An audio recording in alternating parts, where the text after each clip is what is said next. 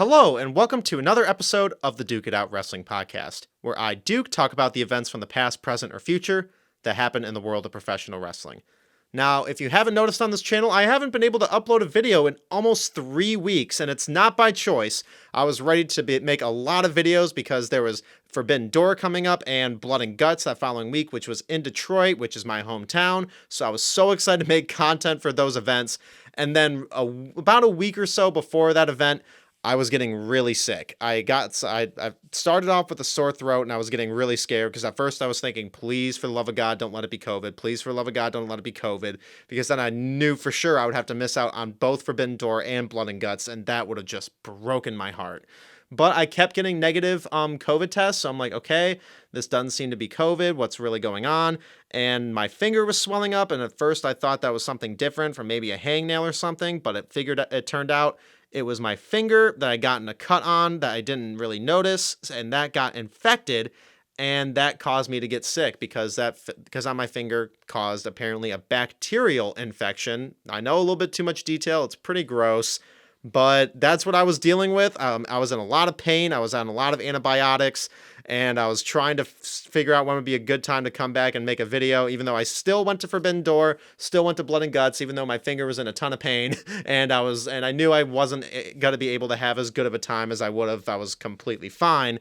But there were still fantastic events, and that was what I wanted to have be the focus of this podcast. Since I couldn't make a ton of content when I was at those events, I can at least talk about it on the podcast because they were both so much fun shows. And while with Forbidden Door, there's obviously the whole curse that they were talking about with Forbidden Door because people like CM Punk and Bryan Danielson and Hiromu Takahashi were not able to make the event, Tomohiro Ishii and plenty more. But it still had a great card lined up, and in the end, it was still a show filled with fantastic pro wrestling from top to bottom. Not a single bad match on the card, while some had some outcomes I wish were a little different, which I'll get into in a little bit. It was all still great wrestling, and I had an awesome time at the United Center in Chicago.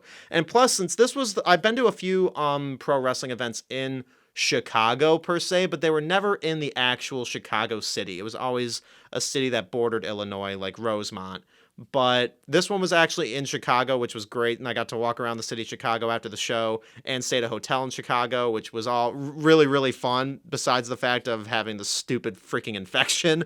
But it was still a great show, and I want to give a little mini review of the whole main card for Forbidden Door and Blood and Guts, and I'll obviously start off with Forbidden Door. And with the opening match, I immediately got shocked because I was expecting all really good matches, but I was not expecting this 6-man tag team match to be as much fun as it was. And that was the team of Chris Jericho, Sammy Guevara, and Minoru Suzuki against Eddie Kingston, Shota Umino, and Wheeler Yuta. I'm very sorry if I pronounced Shota's name wrong. But this was a absolute fantastic opening match. And how they had a little bit of history with Shota doing some ring work with his father in the past. I don't remember his father's in-ring name, but I thought that was really cool add to the story. And Shota got some amazing spots in this match. When he put Jericho in the walls, it got such a big pop from the crowd, and I loved it. And his strikes were freaking phenomenal. High-flying spots, too. He also killed it. And Wheeler Yuta also had an amazing spot in the beginning of the match, just immediately hitting a bunch of German suplexes, I think, onto Jericho.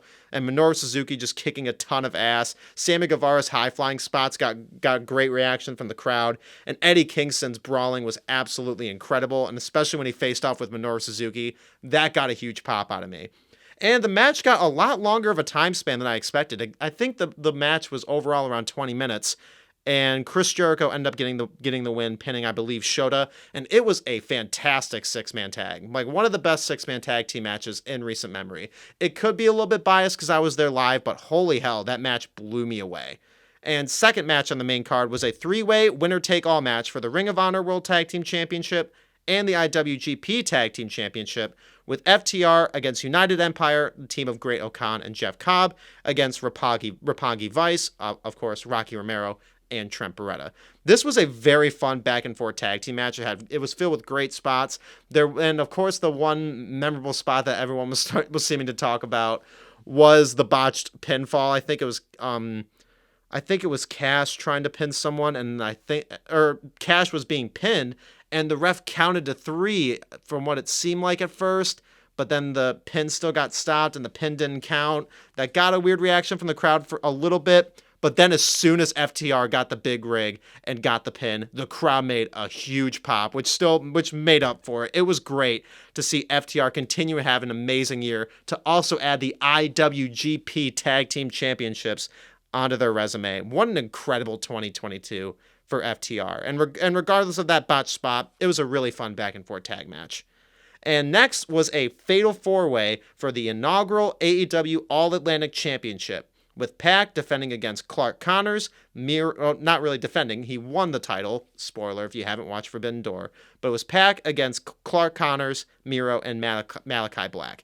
This was a very fun back and forth fatal 4-way. Clark Connors was a last minute add to the match because it was originally Tomohiro Ishii, and I believe he got injured in his qualifying match, and that's why he couldn't make it to the show.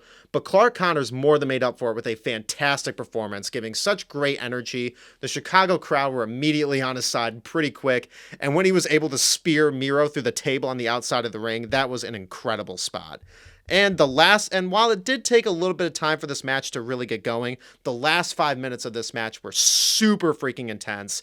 With Miro getting game over onto Pac, it seemed like Pac was going to tap. The Malachi walked in with the Black Mist, and then Pac broke up. Pac broke up, I think, another pin or submission with the 450 landing onto Clark Connors, and then getting Clark Connors to submit immediately for the win.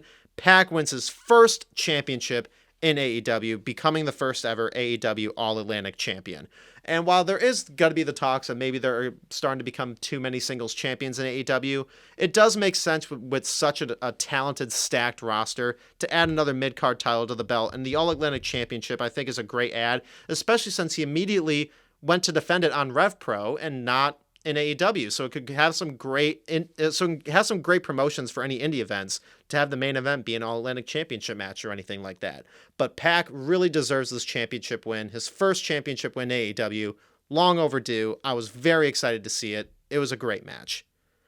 And next we had another 6-man tag team match with Dudes with Attitudes, the team of Darby Allin, Sting, and Shingo Takagi, against Bullet Club, El Phantasmo, Matt and Nick Jackson, aka the Young Bucks. This was it was a little bit of a quicker match, but it was more than okay, because all these guys can carry a very quickly paced back and forth bout, and that is exactly what we got. And the fun stuff in the beginning with Sting, that was absolutely incredible. With a Sting stand-in go at one side of the arena, pointing the bat to the Bullet Club when they were on the ramp, which it was also really cool to watch the Young Bucks walk out to their Bullet Club music. That was a really cool moment. But then Sting appeared on top of the stage and made another insane dive from a high distance. Sting, you're in your 60s. Please be more careful, man. But holy hell. What a performance from Sting as well. When he no-sold that super kick, that really got me. The crowd was immediately energized, and I remember I jumped out of my seat immediately. I was sitting down before that happened, and I immediately jumped up like, whoa, what the hell, freaking Sting. It was such an awesome moment. And getting to see Shingo Takagi live was one of my most excited appearances of any New Japan Pro Wrestling star. Shingo Takagi is more than likely my top 5 favorite wrestlers in the world right now. Anytime I watch one of his matches, I get super excited. I'm always blown away by one of his strikes or one of his other moves. He is an absolutely amazing performer, and I was so glad to finally be able to see him live. And he had some great back and forth sequences with especially the Young Bucks. And Darby Allin, Sting, and Shingo Takagi end up getting the win with, I believe, Takagi getting the pin on, I think, one of the Young Bucks, if I'm not mistaken. But it was great to see Darby Allin, Sting, and Shingo get a big win on the pay-per-view. And of course, the Young Bucks can always afford a loss. They're big stars, and so can El Phantasmo, because it's Bullet Club. Regardless of a Bullet Club win or loss, they're one of the most over things in wrestling. And next, we had the AEW Women's World Championship match with Thunder Rosa defending against Toni Storm. I was getting really aggravated with that. A lot of people seem to just have that be the bathroom break match, which I thought was very stupid, since it's 2 of the best female wrestlers in the world fighting in a very big pay-per-view. I thought it was a very cool thing to have on the card, but it seemed like to be more of the filler for the card, especially because this was one of the shortest matches on the card, if not the shortest, if you're not counting the buy-in or pre-show. because it was only around 10 minutes long. There was some very intense back and forth sequences. There was some moments where I was legitimately thinking Toni Storm could get the pin a couple occasions, and the crowd seemed to buy it too. But Thunder Rosa still ended up retaining the title and getting a good handshake moment with Toni Storm after the match for a good babyface versus babyface moment. Next up, we had what was definitely, in my opinion, and a lot of other people's opinion, the best match of the entire show, which was Will Ospreay versus Orange Cassidy for the IWGP United States Heavyweight Championship. Now, with most of these New Japan stars, this was my first time seeing them live because I've never been to a New Japan event before. I've been close to going to a couple, but I've never gotten the chance to go to one. So this was, for most of the New Japan stars, my first time ever seeing them. Besides some talents like Minoru Suzuki I've seen before, but there was maybe only a couple other ones, but that was really it. And I was really, really excited to see Will Ospreay live for the first time. And this was one of the best matches I could have possibly gotten for it, because this was a fantastic back and forth match with Orange Cassidy that had the great elements of some goofy moments like the great character that Orange Cassidy is, along with some fantastic and gritting back and forth pro wrestling. Now, one of my favorite spots of the match, we did in one of the goofier sequences when it was Will Ospreay kind of just doing the soft kicks, and then Will Ospreay reached into Orange Cassidy's pocket and then pulled his middle finger out to the crowd. I thought that was a very funny spot, one of my favorite moments of the entire night. But the near falls were really what was the true highlight of this match. Like Orange Cassidy kicking out of the Os Cutter, and one of the probably the most convincing near fall of the entire night, when Will Ospreay was about to land the powerbomb and Orange Cassidy nailed that Hurricane Rana combo into the pin. 1, 2. I really thought for a second that Orange Cassidy was going to get the win there, and that was one of the most that was probably one of the loudest reactions I've had to a near fall at a wrestling show live. It was so much fun to witness, even with me feeling all sick and shit. I still went, well, no, shit, God, I thought that was it. It was so much fun. But in the end, Will Ospreay did end up getting the win. With the Stormbreaker, I almost forgot what the finisher name was for a second. And what was an even bigger highlight after the match was since Aussie Open was trying to attack Orange Cassidy after the match, and then we got the appearance of Katsuyori Shibata. I was so happy to see him at this event. I figured he was not going to have a full-on singles match, obviously, but just being able to see him make an appearance and drop kick the hell out of a few people in the corner was such an incredible visual. And Orange Cassidy putting the shades on Shibata was also another amazing visual. Just an amazing moment to cap off what was already the best match of the entire event. Then after that match, we got another fantastic moment along with another amazing match. Since Bryan Danielson had to back out of his match with Zack Sabre Jr. due to injury, we were wondering on who his opponent was going to be. There were talks of Johnny Gargano, there was talks of Chris Hero even, but the main and obvious guess was going to be Cesaro / Claudio Castagnoli, and Claudio was the mystery opponent for Zack Sabre Jr. and to be revealed as the new member of Blackpool Combat Club, which was amazing. The crowd popped huge. I popped huge. I was so excited to see Claudio in AEW. I really didn't think it was going to happen since there was those reports that I was even talking about earlier on Cesaro going back to WWE, and apparently they had offered him some big money to come back, but it's so great to see Claudio in an AEW ring being able to perform the kind of pro wrestling that he may not have been able to perform as much in WWE. And this back and forth bout with Zack Sabre Jr. really showed that. It was such a nail-biting battle with such stiff submissions, very brutal looking strikes, and in the end just became a very intense back and forth brawl in a grappling sort of style way, and I loved every second of this match. A lot of times I wasn't even trying to think of what the highlights were. I was just so amazed with just the back and forth talents that Claudio and Zack Sabre Jr. were bringing out. And there was a great add to the story where he was trying to get the swing, but his leg was a little bit too damaged after Zack Sabre Jr. was working on a little bit. Another great add to the match, which was end up being the finish, Claudio just getting the pin with a very sick looking powerbomb. I haven't seen much powerbomb victories in a while besides victories from stars like Batista. So it was very cool just to see a good old fashioned powerbomb get the pin. And it was great to see Claudio get his first victory in his first match in AEW. It was just an awesome visual. And then we got the main event of the evening for the interim AEW. Oh, wait, I almost forgot for a second. Wow, not that main event. The co-main event, the Fatal 4-Way for the IWGP World Heavyweight Championship. Jay White defending against Hangman Page, Adam Cole, and Kazuchika Okada. When I heard that coin drop live in an arena and hearing that huge eruption of cheers from the crowd, I was so freaking excited. Okada walked out looking awesome in his ring gear, and I can't remember if I saw any bits or not, but I was really hoping money would be flying down, but I don't remember seeing it, I was a little bit bummed out by, but it's whatever. We're getting to see Kazuchika Okada in the flesh. And the Fatal 4-Way itself, I thought it was very, very good.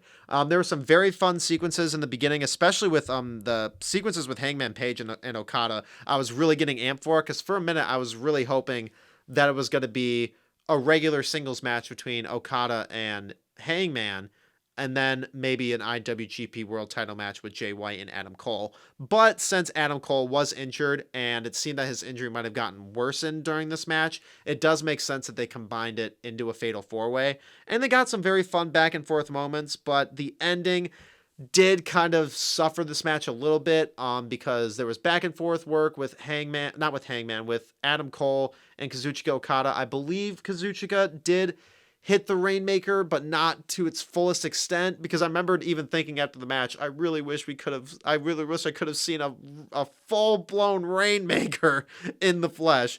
But he sort of hit the Rainmaker. Jay White, I believe, hit his finisher on Okada, and then he crawled over to Adam Cole, who hadn't been really damaged for that much long of time, and yet he still got the pin. So it really didn't make that much sense. The outcome, I also thought, didn't make a ton of sense as well. I thought maybe they would have given White the title to get a bigger pop for when Okada could win the title back, but there's still future champion. It does make sense, but out of these four guys, Jay White is definitely my least favorite of them. I would have loved to see a win. I would have loved to see a win from Hangman or Okada from this match, and that really shouldn't take away the actual opinion of the actual match itself, because it was still a really fun match, but I think the ending did kind of make it suffer, and it just made it a more least memorable match, especially with Ospreay and Cassidy and Claudio and Zack Sabre Jr. being such fantastic matches already. That definitely kind of harmed it a little bit. Now we can get to the actual main event for the interim AEW World Championship. Jon Moxley versus Hiroshi Tanahashi, the ace himself. I was so excited to see this match. And while it was still a fantastic main event, great back and forth wrestling, a good chunk of it was interrupted for me, because if you've seen some reports on the internet, there was a fight that happened in the crowd between a couple people and some security guards. And I was in the exact same aisle where it was happening. I was a lot further back, and they were a lot more up the front, and there was a production desk near it too, so that could definitely brought some harm to the entire show. So it was definitely causing some havoc. The crowd was chanting, "You fucked up," at the guy who was getting dragged back by security. He was trying to knock down a couple members of security as well, and I think four security guards had to hold this guy back, and they eventually kicked him out. It was very crazy, and that whole ordeal lasted a lot longer than I would have hoped. It was probably a good 3 to 5 minutes where it was mainly focused on that throughout, and I was trying to see what was going on in the match, but I would also still be looking down there like, oh shit, what the fuck's going on down there? So I was a little bit bummed out with that, but this was still a very fun back and forth bout. I really wish I do want to go back and watch this match again. I haven't had the time to yet, but the moments I do remember of the kickouts of the crossbody and some really fun moments outside the ring with them getting really brutal and Moxley getting busted open But in the end, Jon Moxley did get the win with the paradigm shift, pinning Hiroshi Tanahashi, becoming the new interim AEW World Champion and the first ever two-time AEW World Champion. It was a great moment for Moxley and a great way to conclude the show. And after the show was over, Moxley cut this awesome promo where you could definitely tell he was a little out of it. He was busted open. He had just performed a 20-minute match with the Ace himself. So obviously he was going to be a little bit worn out, but he just went on a tired tirade of just how much he loves pro wrestling. And it was so great to witness, and I loved it. And then Tony Khan and -1 walked out after the show as well to give the crowd a fun speech, which I thought added more ways to get the crowd more happy to end the show. Since we didn't get the match with CM Punk and Hiroshi Tanahashi that we were originally going to, there was probably a struggle to find a way to get this crowd home happy, and I think they did a very well way for that. And I think this was overall a very, very good show. I think with a lot of the stars being taken out of it and a lot of matches having to be changed at the last second did affect the show a little bit, but every match was great, especially the Orange Cassidy and Will Ospreay match, Claudio and Zack Sabre Jr., and the opening 6-man tag, and the Young Bucks and or Bullet Club and Sting and Darby Allin Shingo match. That one was also a lot of fun, and all the matches were really good. But those ones I mentioned were definitely the best matches of the entire show. But as an event itself, I would give Forbidden Door an 8 to 9 out of 10. I had a blast from beginning to end. It was still fantastic wrestling all around, including great moments like the debut of Claudio and seeing Katsuyori freaking Shibata. I was so happy with that moment. So it was still a very good show. And then just 3 days later, I was able to be second row ringside at Little Caesars Arena for the debut Detroit show for AEW, and it was blood and guts of all things. Now, this was a very fun event. I will just run through the main Dynamite show and a little bit of the Rampage show as well, because I did watch that taping as well. But the first match of the night was with Orange Cassidy against Ethan Page, and it was Orange Cassidy taking away his theme song and changing it back to Jane, which was his theme song in the Indies by Jefferson Starship, I believe, and the immediate change change in the music when the drums started hitting and the guitar riff, and then the immediate change on the stage from Orange Cassidy's graphics was perfect, and it just made me realize, like, yeah, this song does fit Orange Cassidy a lot more, even though I did love his last theme, and for some reason I can't think of the name of the song of it right now. But he had a match against Ethan Page, and it was a very fun back-and-forth match. Nothing extremely special, but still a very fun way to open the show. And with it being the opening match of the night, the crowd was very hot for Orange Cassidy. And it was very fun when Dan Lambert got on the ramp with a bottle of orange juice. Orange Cassidy just took a small sip of it, gave him the thumbs up, and then spit it at him. I thought that was really funny. And Orange Cassidy getting the win was a very fun moment, and it got a very fun pop from the crowd. Then after that, we got a heel promo from Christian, going into further depths on him turning on Jungle Boy. And we then got the even more shocking ad with him walking Luchasaurus to the ring with new music, a black mask, and darker gear. It is now apparent that Luchasaurus is full-blown heel and aligning with Christian. And since Jungle Boy is actually injured in real life, and we don't know necessarily when Jungle Boy is going to be coming back, I think this is a great way to keep Luchasaurus on television and make us more invested in him. And it can add a lot more questions to when Jungle Boy comes back, and him performing as a dangerous heel is a great decision, and he did a great job doing it, squashing Serpentico in less than a minute. Not necessarily a match to really remember, but the announcement of it being Luchasaurus' heel turn was insane. Next, we had a sort of homecoming match, because it was the team of FTR and Danhausen, who is from Michigan, against the Gun Club and Max Caster, or Max Caster and the Ass Boys. Since I'm talking about this after the next Dynamite had already happened, we know that the whole bond with Acclaimed and Gun Club is over, and this was definitely a setup to it with I believe because with Anthony Bowens trying to interfere in the match, revealing that he's no longer injured or getting close to no longer being injured, and try to get an attack on Danhausen, one of the members of FTR, and it didn't work out in their favor, and Danhausen and FTR ended up getting the win, adding some tension to Gun Club and the Acclaimed. It was a fine 6-man tag. Not too much happened, But the sequences with FTR and Gun Club were really, really fun. So I would like to see a tag team match with those two teams somewhere down the line. Maybe over the next month we could see it. And next up was another shorter match, which made sense as to why the matches on the undercard were a lot shorter, since the Blood and Guts match I knew was going to be extremely long. But it was Jade Cargill defending her TBS championship against Lila Gray and more of an independent talent, and Jade Cargill squashed her within seconds. But Jade had a lot of great powerhouse moments here. She looked extremely dominant and looked like a dominant champion, and her undefeated streak, of course, remains intact. And then we got a fun sequence after the match with Stokely Hathaway cutting a heel promo, Jade Cargill getting on the mic as well, Kiera Hogan taunting her, not taunting her, but like hyping her up. And then we got the appearances from Athena and why am I now forgetting who else walked down to the ring with her? Why? Oh yeah, and Chris Statlander. What am I thinking? It was Athena and Chris Statlander. They tried to make an attack on Jade Cargill. And I think it's more so setting up a singles match with Jade Cargill and Athena, but I can see Jade Cargill and Chris Statlander getting a match in first as well. And I'd be excited for both of those matches, but I think Athena could really be a serious contender to end Jade Cargill's undefeated streak and having it be extremely believable.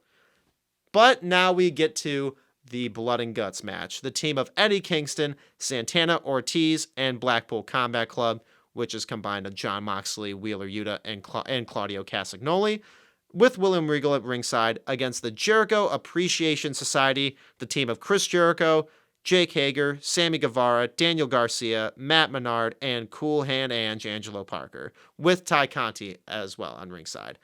And I believe the match kicked off with Sammy Guevara and Wheeler Yuta, which was a very good choice. And Sammy was kind of like the underdog in the Blood and Guts match last year.